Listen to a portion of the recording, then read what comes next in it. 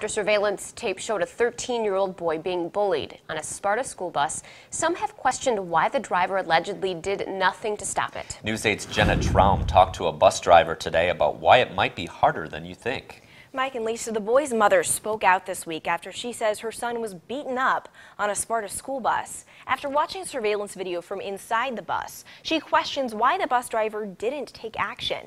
But one bus driver I talked to today says it's not that clear-cut.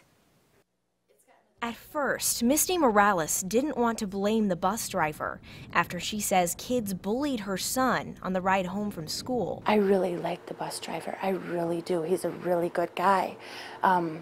He has so many students on that bus, so many children, and he's driving. That was before she saw the surveillance video from inside the bus. I can understand if he didn't see the elbowing to the head of my son. But when my son stood up and fists were thrown on both behalves, I know that something was seen.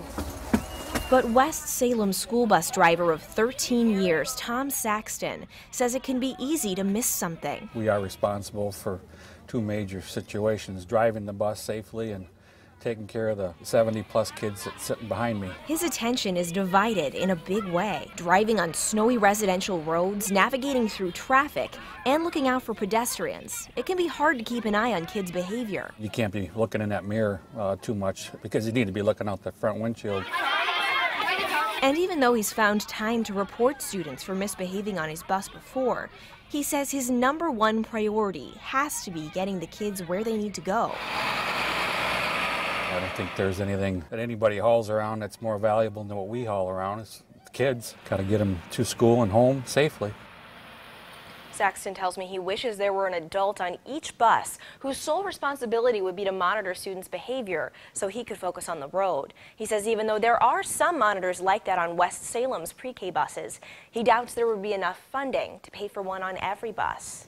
After hearing the emotional plea of the mother of that 13-year-old boy allegedly bullied on the school bus, the Sparta School Board said it would take a closer look at its bus policies. And those issues will come up at a committee meeting on March 12th.